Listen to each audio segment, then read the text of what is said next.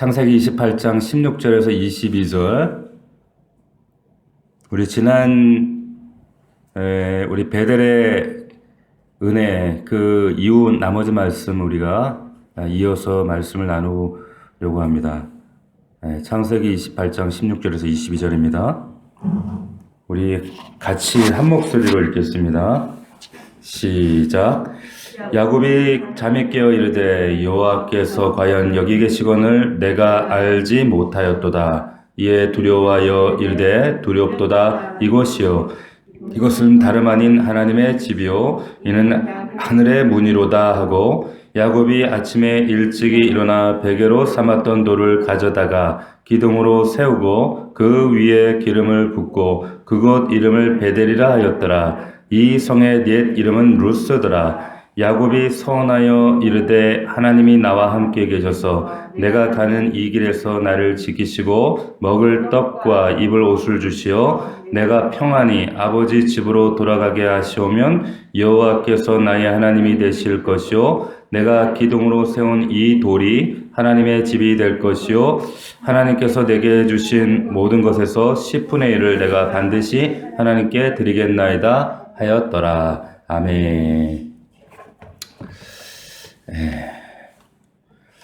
은혜 체험 그 이후 이런 제목으로 하나님 말씀 나누겠습니다. 우리 지난 주일 광고 시간을 통해 말씀드렸던 것처럼 오늘 재직 교육과 서리 집사 교육으로 병행해서 오늘 이 시간을 함께 한다고 했는데 이 재직들이 다들 벌써 지금 휴거를 하셨는지 자리에 보이지도 않고 지금 온라인 방에도 지금 누가 들어와 있는지 모르겠는데 오늘 들어오신 분들은 반드시 출석 체크를 하셔서 인증을 해 주시길 바랍니다.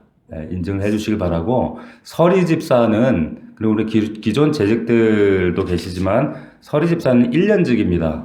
1년직이기 때문에 그냥 한국교회는 이제 집사를 세우면 그냥 이게 항존직이 돼가지고 그냥 무조건 집사님 그렇지만 엄격하게 하면 원래 1년직하고 조건과 그리고 여러 가지 직무 수행에 어려움이 있을 때는 다시 성도 자리로 돌아가 하는 것이 옳습니다. 그래서 안수받은 집사님과 항존직은 목사 그리고 그 장로 권사 안수 집사 이렇게밖에 없어요.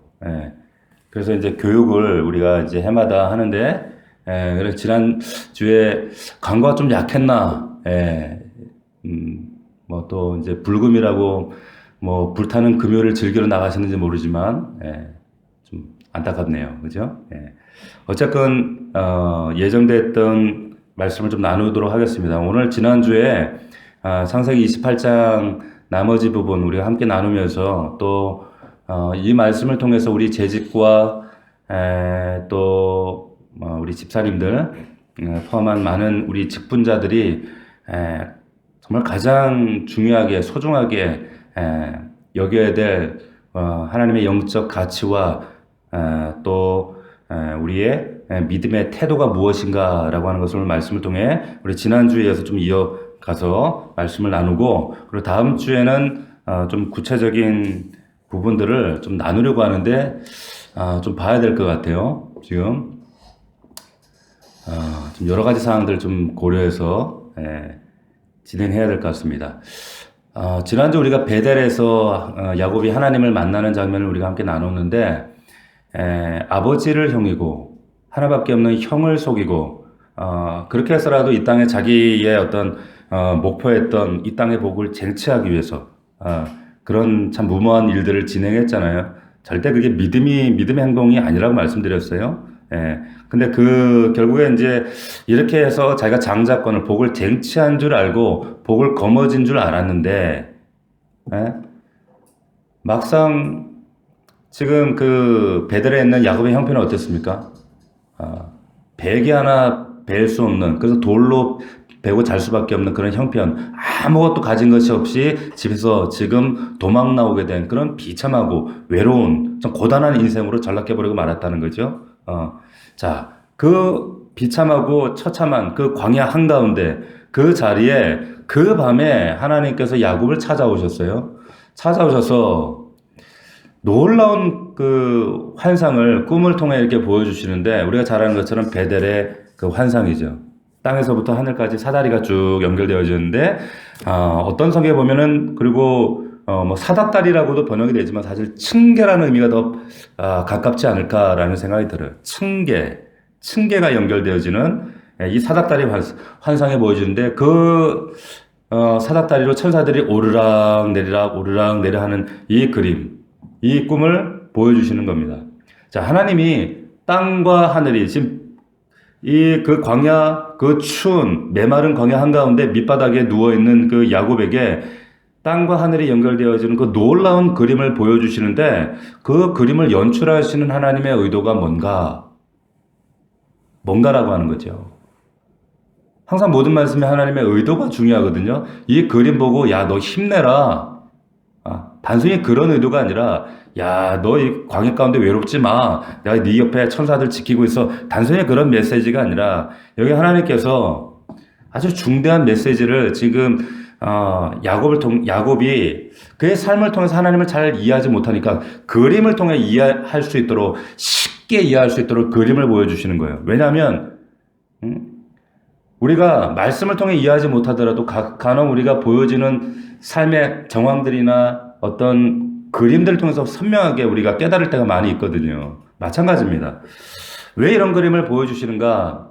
야곱이 그렇게 쟁취하고 소유하고 정말 차지하려고 했던 그 복, 장자의 복, 이 땅의 복이 아버지 속이고 형 속이고 그렇게 정말 추악한 짓을 다 동원해서 그렇게 해야지만이 얻어낼 수 있는 복. 그게 과연 그렇게 해서 얻어낼 수 있는 복이냐? 하나님은 그거 아니라는 거예요. 그렇게 차지하고 쟁취해서 얻어지는 복이 아니다. 네가 그렇게 갈망하고 네가 그렇게 소유하려고 하는 그 복은 이것은 네가 바라보고 있는 이 그림처럼 땅과 하늘이 이어질 때, 연결되어질 때 이어져야만 누릴 수 있는 복이야. 지금 이거 말씀하시는 거예요. 무슨 말입니까? 뭘 말씀하시는 거예요? 이거 야곱이 이 땅에서부터 하늘까지 이어지는 사닥다리 야곱이 할 수 있어요? 할 수 없어요. 그 말은 무슨 뜻이에요? 하나님만이 주실 수 있는 복이다. 이 얘기 하시는 거예요. 네가 지금 너에게 단순하게 필요한 게 그냥 땅에 많은 것을 차지하고 쟁취하고 명예를 얻고 큰 것을 누리고 내가 이 땅에서 뭔가 정말 많은 사람들이 부러워할 만한 이 땅에 뭔가 높아진 자리에 올라가려고 하는 거, 차지하는 거, 누리는 거.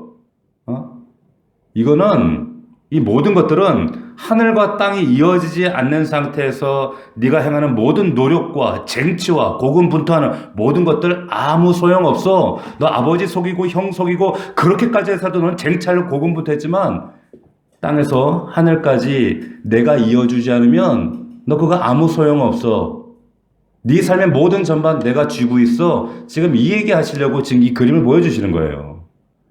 그 추운 광야에서 야곱을 위로하시려고 힘내라고 그게 아니라 참 하나님의 의도를 쉽게 이해할 수 있도록 지금 이 그림을 하나님께서 보여주고 있다라고 하는 겁니다. 오늘 저와 여러분도 마찬가지입니다. 우리 삶에도 하나님께서 내가 지금 처해 있는 내가 지금 머물고 있는 이 땅에 이 가정에 내 삶의 현장에 하나님께서 이 땅과 하늘을 이어주셔야지만이 정말 에베소서의 말씀에 하늘에 속한 신령한 복을 그리고 이 땅에 아브라함에게도 약속하셨던 그 모든 복들을 우리가 누릴 수 있게 된다라고 하는 거예요. 자, 우리 인생에 우리가 아무리 열심하고 고군분투하고 이 모든 것들을 달려있는 것이 아니라 이어져야 돼요. 이어져요. 근데 그걸 누가 해요? 야곱 네가 아니라 야곱 같은 여러분들이 아니라 하나님께서 그 모든 것들을 핸들링 하신다 이 말씀하시는 겁니다. 자, 우리가 이 땅에 우리가 발 딛고 살아가는 동안에 이 땅과 하늘이 이어지지 않으면 이게 연결되지 않으면 우리에게 나타나는 즉각적으로 나타나는 현상이 뭔가 하면 땅만 바라보게 됩니다. 땅만 바라봐요. 근데 성경은 이걸 죄라고 하거든요. 땅만 바라보고 내가 밟고 있는 땅만 바라보고 그리고 나를 바라보고 나를 주목하고 근데 이건 성경에서 이걸 죄라고 해요. 이걸 죄라고 한단 말이에요. 그러니까 야곱이 결국에 형도 속이고 아버지 속이고 어떻게든지 많이 내가 차지하기 위해서 자기가 생각했던 이 복을, 이 육신적인 복을 차지하기 위해서 고군분투하며 살았단 말이에요. 뭐 어쨌거나 뭐 장자권을 차지한 것처럼 보였죠. 누린 것처럼 보였죠. 아버지 복도 축복도 결국 자기가 뺏었잖아요.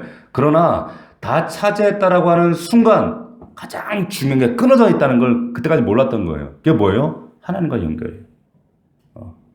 그 연결이 끊어졌다는 걸 뭐를 통해 아는가? 부모, 자식 간, 그리고 형제 간, 어머니와 아버지 모든 관계가 다 끊어져 버리는 거예요.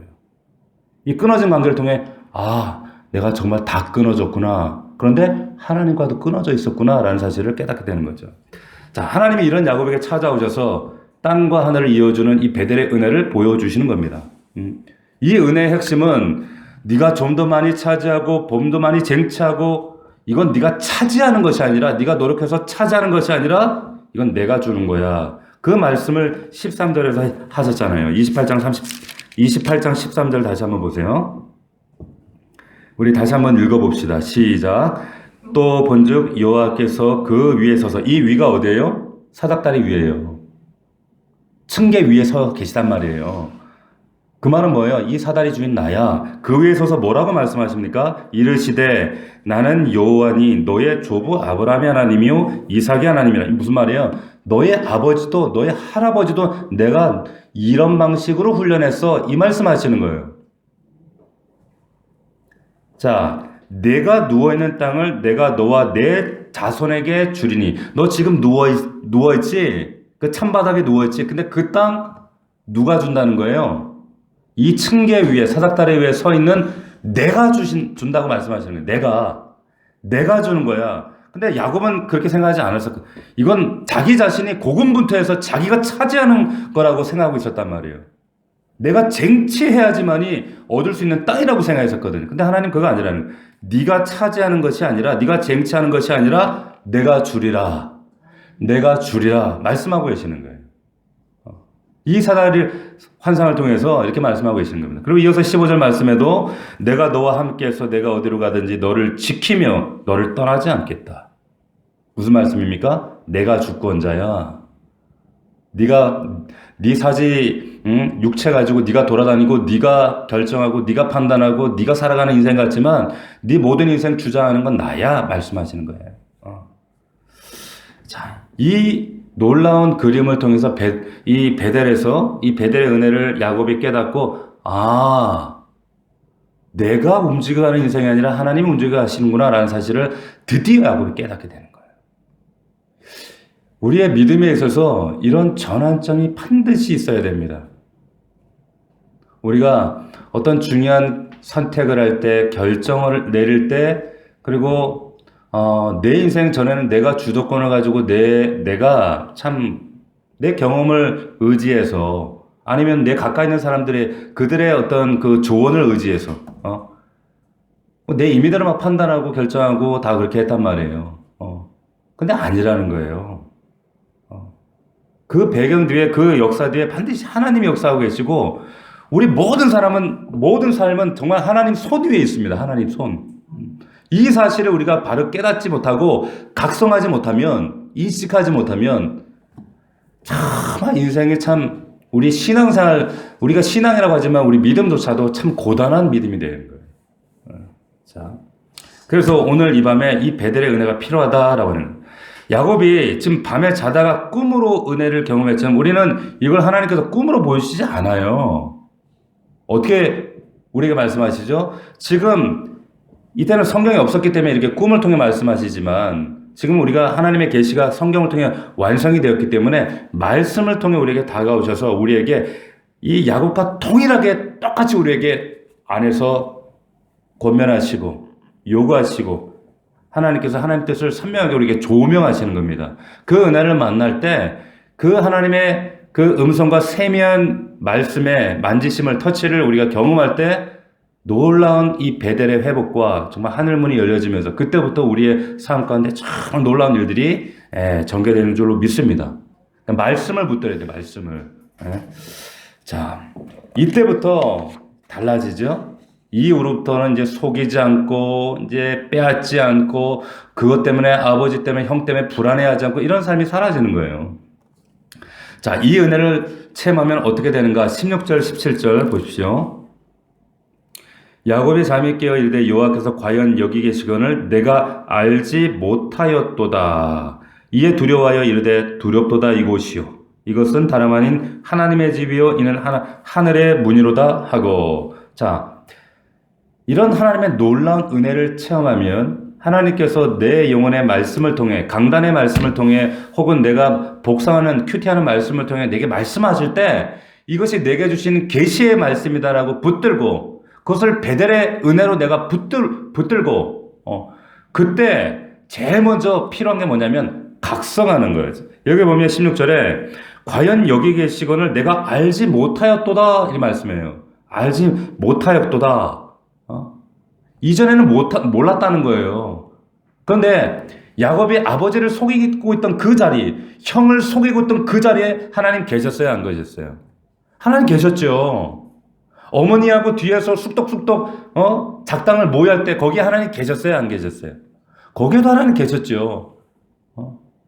그래서 모든 걸 다 버리고 도망쳐 나오던 그 순간에도 하나님이 계셨어요, 안 계셨어요? 계셨단 말이에요. 그런데 그때 몰랐다는 거예요. 아, 알았다. 자, 우리가 이 놀라운 하나님 베델의 은혜, 하나님을 만나는 순간 제일 먼저 나타나는 순간, 그 인식은 뭐냐면 각성하게 된다는 거예요. 각성. 우리가 가려워져 있거나 세상 속에, 죄 속에, 그리고 내 육신의 어떤 내 아집 속에, 경험 속에 함몰되어 있을 때 가려워져 있잖아요. 각성이 안 나타나요. 각성이 일어나지 않습니다. 그러니까 몰라요. 모르는 거예요. 지금 내 앞에 하나님이 계시는 것도, 하나님 끊임없이 나에게 권면하시는 것도, 그리고 하나님께서 지금 오늘 나에게 누군가를 만나게 하신 것조차도 이게 하나님의 섭리라는 사실을 내가 인식을 해야 되는데 인식하지 못하는 거죠. 가려워져 있어서, 죄에 묶여 있어서, 내 육신의 정욕에, 이 정욕에 이게 가려워져 있다 보니까 이게 각성이 안 되는 거지. 그런데 그 하나님 베델의 그 하나님의 은혜가 조명되어질 때, 성령께서 내 안에 오셔서 말씀을 통해 나를 계시하시고 다시 한번 깨닫게 하실 때 각성이 되어지면 이제 널려지는 거예요. 아, 하나님께서 지금 이걸 순종하기를 원하시는구나. 아, 이것을 하나님 결단하기를 원하시는구나. 아, 하나님 이렇게 나아가기를 원하시는구나. 근데 이게 각성이 되지 않으면 계속 모른 채로 어떻게 해요? 계속 야곱으로 사는 거예요. 그냥 도망자로 사는 거예요. 계속 유리하며 사는 겁니다. 하나님이 그것을 중단하시기 위해서 지금 이 각성작용을 하시는 거예요. 전혀 몰랐어요. 아, 하나님 여기 계시는구나. 하나님이 여기 계시다는 사실을 비로소 야곱이 깨닫게 되는 거죠. 사무엘이 어릴 때, 그 어린 사무엘이 아직 하나님 앞에 이 콜링을 받지 않았을 때 하나님께서 사무엘을 부르셔요. 사무엘아, 사무엘아. 그런데 그 음성을 귀로 들었거든요. 근데 각성하지 못하는 거예요. 이거 하나님의 음성이구나. 하나님이 나를 이제 콜링 하시는구나. 아, 내가 하나님 앞에 이제 쓰임 받을 때가 됐구나. 라는 걸 각성을 못하는 거예요. 한 번, 두 번, 세 번 깨닫지 못하는 거죠. 각성하지 못하는 거예요. 그걸 누가 깨닫게 해줍니까? 엘리 제사장이 깨닫게 해줘요. 그거 하나님 음성이야. 다시 한 번 들을 땐 그 앞에 부복해야 돼. 자, 마찬가지입니다. 우리가 이게 하나님 음성인 줄 모르고 하나님의 사인인 줄 모르고 각성되어지지 못하니까 계속 엉뚱한 짓 하는 거예요. 우리 삶 속에. 그럼 어떻게 돼요? 계속 하나님은 계속 각성하시기 위해서 야곱의 현장에게 일어났던 그러한 역사들을 계속 반복하시겠죠. 그렇죠? 깨달을 때까지 계속 베델만 보여주시지 않아요. 못 알아들으니까 그림도 보여주셨다가 정신 차려 엉덩이도 한참 타작 때렸다가 환경도 바꾸셨다가 어떻게 하세요? 왜 그렇게 하시는 걸까요? 각성해야 되니까, 이거 알아들어야 되니까, 못 알아들으니까 하나님께서 알아듣도록 하시는 거예요. 알아듣도록. 자, 이런 과정을 통해서 하나님 앞에 한 단계 더 나아가게 되는 거예요. 알아가게 되는 거죠. 자, 근데 이제 이 사건 이후에 야곱이 아침 일찍 일어나서 이제 베개로 삼았던 돌을 가져다가 기둥으로 세우고 기름을 붓고 베델 하면서 서원을 하죠. 근데 야곱 자신이 예, 왜 이러한 일들을 지금 하는가? 그 밤에 간밤에 만났던 그 영적 체험이 그만큼 강력했다는 거예요. 어, 너무 놀라웠던 사건이기 때문에 그 자리에서 일어나서 거기다 이제 지금 기름을 붓고 이런 지금 퍼포먼스를 하는 건데, 자, 돌을 세우고 기름을 붓고 소원을 한다. 이거는 내가 절대로 하나님의 이 말씀을 내가 잊지 않겠다. 절대로 이 하나님께 내게 말씀하시고 자 했던 그 하나님의 의도, 이제 각성을 해서 이때는 각성을 하고 이제는 잊지 않겠다. 하나님이 여기 계시는구나 라는 사실을 확고히 깨닫고 마음을 새롭게 했죠. 자, 그런데 여기 강력한 은혜를 체험하고 나서 근데 야곱의 서원하는 내용을 여러분 가만히 한번 보세요. 뭔가 어색해요. 이상해요. 뭐가 이상합니까? 자, 우리 같으면 이 눈앞에서 이 베델의 환상을 보고 이런 강력한 은혜를 받고 나면 어떻게 해야 정상이에요? 얼마나 헌신적으로 바뀌겠어요? 네? 얼마나 적극적으로 이제 하나님 앞에 이제 막 주님 앞에 이제 충성하리라 헌신하리라 하면서 막 조건 없이 하나님을 막 신뢰하면서 무조건 하나님께 자신을 드리겠습니다 하고 이래야 맞는 거 아니겠어요? 그런데 야곱의 서원을 잘 보세요. 세 가지를 서원합니다. 세 가지를 서원하는데 하나는 하나님이 나의 하나님이 될 것입니다. 하나님이 나의 하나님. 이 말은 뭐냐면 자신이 이제 하나님 백성이 된다 이 말이에요. 자신이 하나님을 섬기겠습니다. 언제 어디서는 하나님을 인정하고 주권을 인정하고 하나님의 백성으로 살겠다. 이 첫 번째. 두 번째는 이 기둥으로 세운 이 돌이 하나님의 집이 될 것인데 그리고 이것이 성전이 될 것이다. 이 말은 뭐냐면 이제 성전 중심, 하나님 중심 내가 제사장적인 삶을 살겠다. 하나님 앞에 정말 예배하는 삶을 살겠다. 지금 이 고백을 하는 거예요. 이 두 번째 서원을 했어요. 세 번째는 또 어떤 고백을 했습니까? 어떤 고백을 했어요? 11조를 드리겠다고 했어요. 11조. 자신에게 지금 난 빈털터리 가진 것 개뿔도 없으면서 미리 받을 거 생기면 하나님 내게 복 주시면 이거 하나님께 11조 드리겠습니다. 미리 선언을 하는 거죠. 자, 세 가지 서원이 전부 신앙적이고 은혜 받은 자가 마땅히 하나님 앞에 고백해야 될 결단입니다. 그런데 문제는 뭐예요? 그 결단에 조건을 달고 있어요. 조건을 달고 있어요. 자, 여기 보면 20절을 보십시오. 야곱이 서운하여 이르되 하나님이 나와 함께 계셔서 내가 가는 이 길에서 나를 지키시고 먹을 떡과 입을 옷을 주시오 내가 평안히 아버지 집으로 돌아가게 하시오면 이렇게 해주시면 내가 이 세 가지 소원을 하겠습니다. 자, 그런 놀라운 하나님의 은혜를 생하면 무조건적으로 헌신해야 되는 거, 그래야 우리 이게 인지상정 아니에요? 이게 맞는 거 아니에요? 맞는 믿음의 태도, 신앙 태도 아니에요? 그런데 그 하나님 은혜를 입고도 조건을 거는 거예요. 하나님이 나에 함께 하셔서 이 길 지켜주시고 먹을 거 주시고 내 먹고 사는 문제 해결해 주시고 평안히 다시 내가 이 집으로 컴백하게 해주시면 그러면 이 세 가지를 내가 이행하겠습니다. 쉽게 얘기해서 하나님 앞에 조건을 달고 뭐 하는 거죠? 거래하는 거죠. 제가 우리 앞에 찬양 드리면서 다음 주에 아마 이 얘기로 믿음에 관해서 좀 구원이 뭔지 그리고 믿음이 뭔지에 대한 부분들 다시 한번 좀 얘기할 시간이 있을 것 같은데 우리가 에베소서 2장 8절 말씀 아까 잠시 말씀 나눴지만 찬양하면서 그 은혜를 인하여 믿음으로 말미암아 너희가 구원을 얻었다라고 할 때 우리가 구원을 얻는 것은 여러분 믿음으로 얻습니다. 그렇죠? 아멘입니까? 근데 그 믿음이라고 하는 것이 우리가 그 믿음이라고 하는 것을 정의할 때 믿음은 조건인가 결과인가? 제가 앞서 말씀드렸기 때문에 여러분들 다 결과라고 대답을 하셔야 돼요. 그죠? 그런데 그 문장을 놓고 보면은 한국교회 성도들의 죄송합니다. 거의 한국교회의 80, 90% 이거 다 조건으로 이해하고 있어요. 조건이에요. 믿음으로 말미암아 구원을 얻는다. 믿기 때문에 구원을 얻는다. 자, 그러면 믿음이 결과가 아니라 조건이 되어버리면 그러면 율법과 행위와 이 모든 것들이 조건이 되어버리는 거예요. 그래서 그 앞에 단서를 뭐라고 달아놨냐면 사도 바울이 은혜로 말미암아, 은혜, 하나님이 너에게 거저 주신 은혜로 말미암아, 믿음이 결과가 되어서 너희가 구원을 얻은 거지. 마치 내가 믿었기 때문에, 내가 믿은 결과로 이것이 조건으로 말미암아 구원을 얻은 것이 아니다. 사도 바울이 그 뒤에 그 설명. 그렇기 때문에 너희들이 그 믿음을 너희들 자랑할 것이 없다 말씀하고 있는 거예요. 여러분, 우리가 이 말씀을 보면서도 우리 안에 있는 어떤 말씀을 해석하는 기저에 뭐가 있냐면 항상 하나님 앞에 내가 내가 믿음을 보여야지 이런 믿음의 구원도 해주시고 뭔가를 해야지만이 뭔가를 해주시고 하나님이 기특하게는 생각하지만 그것이 여러분들에게 조건이 될 수는 없어요.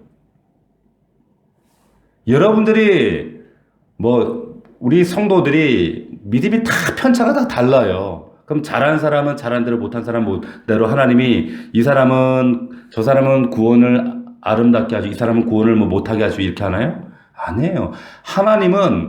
하나님의 구원은 이미 완성된 구원, 하나님께서 완전한 계획과 완전한 섭리 안에 그 계획이 성취되어져 가는 거지 내 조건에 따라서 하나님의 계획도 이리 갔다 저리 갔다 이리 갔다 저리 됐다 결과도 달라지고 변화되어지고 그러는 게 그런 하나님이 아니시란 말이에요. 아니란 말이에요.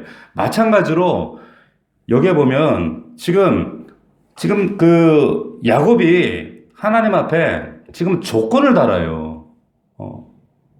이게 우리 안에 모든 게 다 이런 기저들이 있어요. 하나님 이런 조건을 달 테니까 이 조건이 내가 만약에 무사히 오게만 집으로 내가 먹고 사는 문제도 해결되어지고 이 집으로 무사히 고향으로 다시 건강하게 돌아오게만 해주신다면 내 이 세 가지 사원 다 하겠습니다. 이렇게 말씀하고 있는 거예요. 이거는 뭐냐면 마치 남자가 자기가 사랑하는 이성에게 프로포즈를 했어요. 프로포즈를 하고 우리 결혼합시다 했더니 여자가 뭐라고 하냐면 나하고 결혼하고 싶으면 일단은 당신이 나에게 어떻게 하는가를 한번 보고 몇 달간 좀 유예 기간을 갖고 당신이 나에게 월급을 얼마나 갖다 줄 수 있는가 그리고 당신이 나에게 예물은 뭘 갖다 줄 수 있는가 이런 것들 다 종합 검토하고 난 이후에 그리고 나서 내가 결혼할지 안 할지를 결정할게요. 이건 뭐예요? 이건 결혼이 성립될 수가 없는 거죠. 이거는 정말 자신의 욕망을 해소하기 위한 지금 신랑과 지금 거래하자고 하는 거지. 이거는 진정한 사랑으로 맺은 결혼의 관계가 될 수가 없는 거죠. 하나님의 마찬가지. 지금 야곱은 지금 그거 하고 있는 거예요. 하나님 앞에서. 그런데 이러한 실수를 야곱만 하는 것이 아니라 우리 성도들도 늘상 해요. 늘상.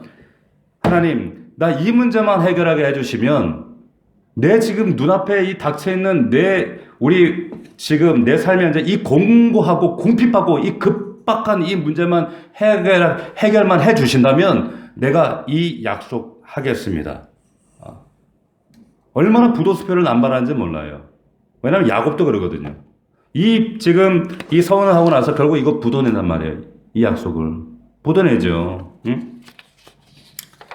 이건 여러분 하나님을 사랑하거나 정말 믿음에 대한 어떤 그 신앙 고백이 아니라 베델의 신앙 고백이 아니라 결국 자기의 욕망을 다시 한번 그러니까 여전히 지금 이 고백을 하고 있는 것은 옛날에 아버지 속이고 형 속였던 그 야곱 그대로 있는 거예요. 그 베델의 하나님을 경험했는데도 그 사닥다리를 눈앞에 목도했는데도 그 놀라운 은혜의 체험을 했음에도 불구하고 여전히 이런 수준일 수밖에 없는 것이 바로 이게 인간이다 이거 말씀하고 있는 거예요.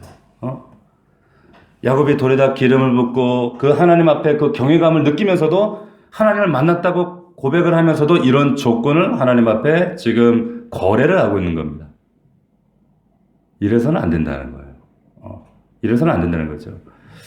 자, 우리는 이런 야곱의 수준에서 벗어나지 못하면 여전히 하나님의 그 놀라운 하나님께서 얼마나 급박하시면 이 베델의 이 사닥다리의 환상을 통해서 우리에게 말씀하시고자 하는 그 하나님의 심정과 의도를 우리가 보았음에도 불구하고 그런데 여전히 먹고 사는 문제, 그리고 내가 지금 빨리 해결해야 될 문제, 내 의식주 문제, 삶의 문제, 이거 고민하고 염려하는 것 때문에 하나님하고 거래하기가 쉬워요.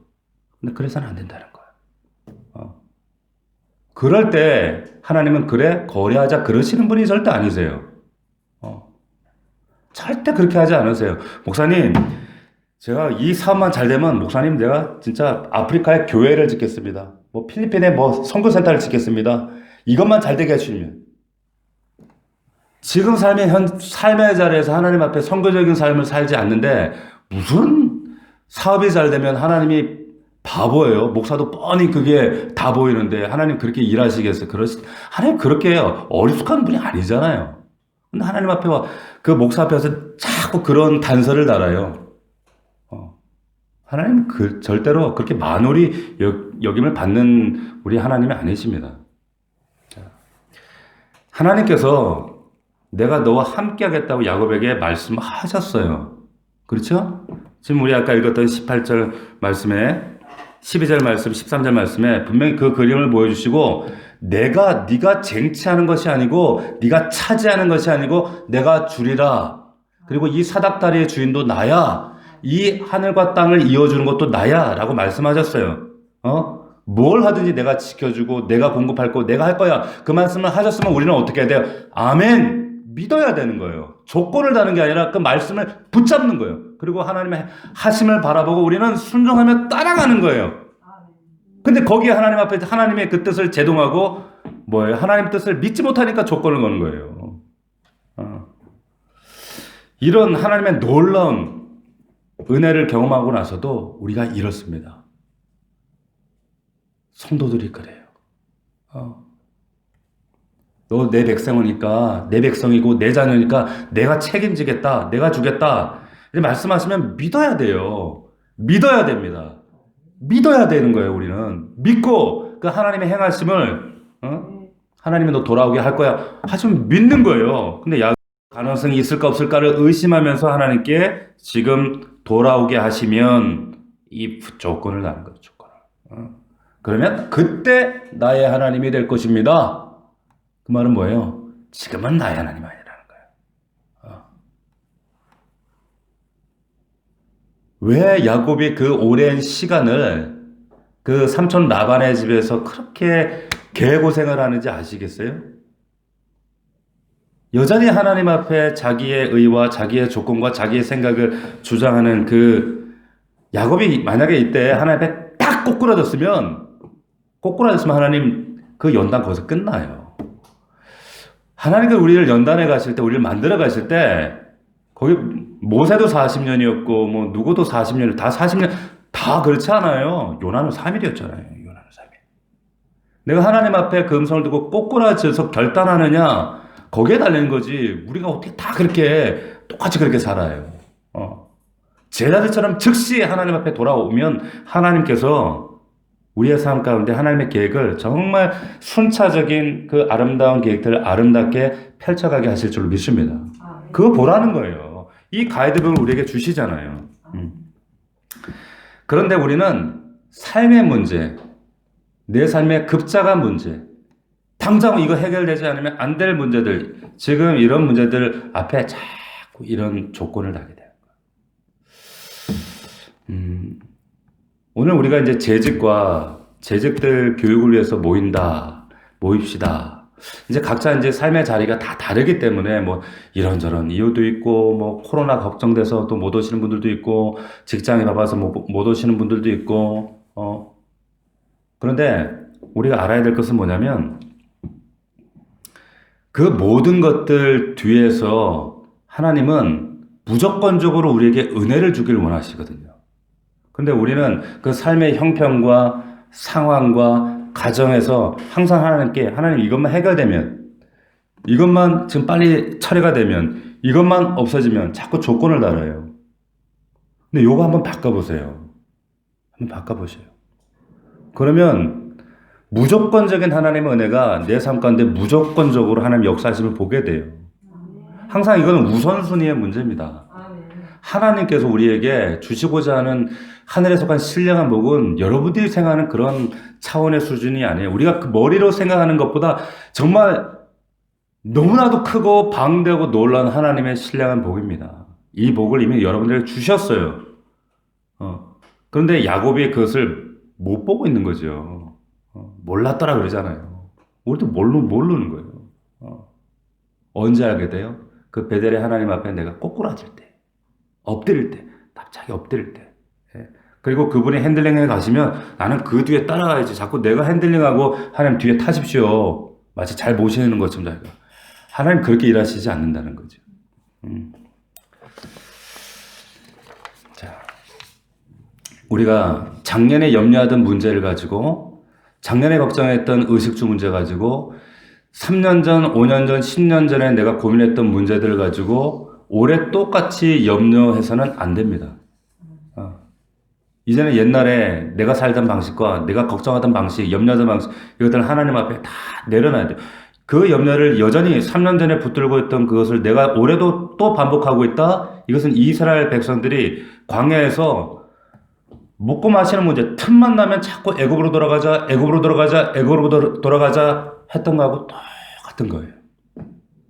여전히 하나님을 불신하고 여전히 하나님 앞에 원망하고 불평하면서 자꾸 하나님 앞에서 조건을 내거는 이스라엘 백성들. 하나님께서 책임지신다고 했으면 하나님 책임지셔요. 책임지십니다.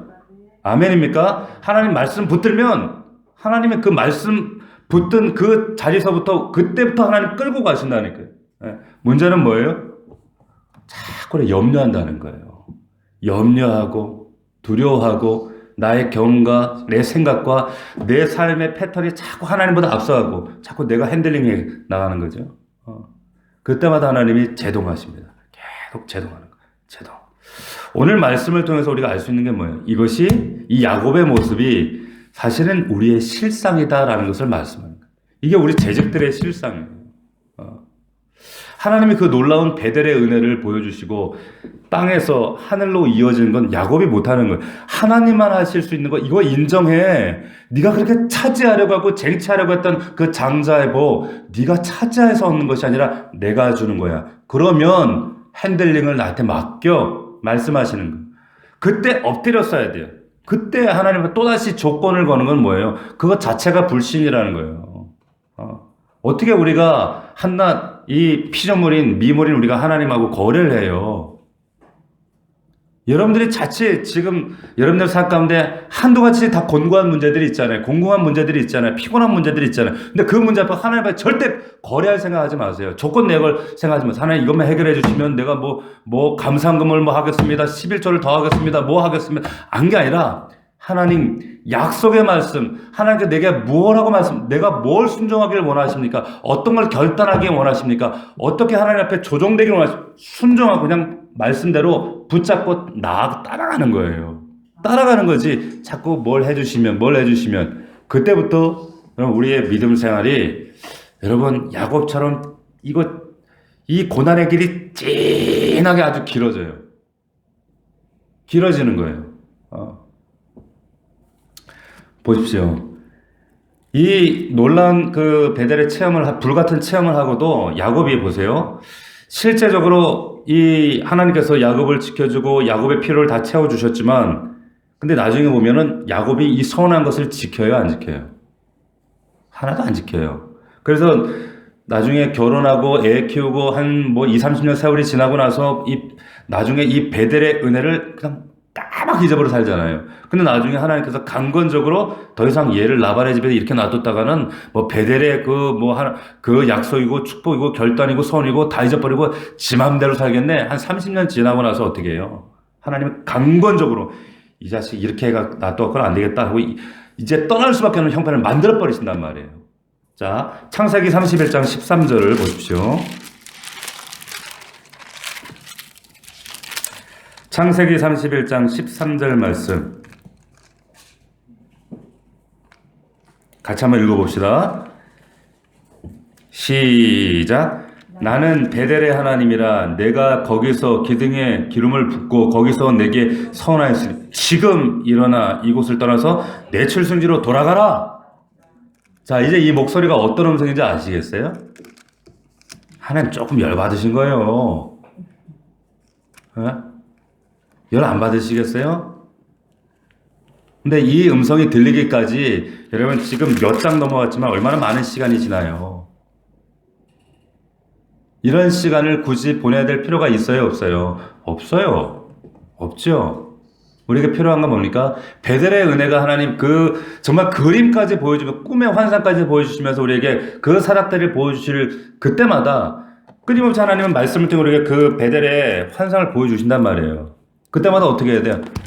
풀어 엎드리는 거예요. 아멘! 순종하는 거예요. 아멘! 순종하는 거예요.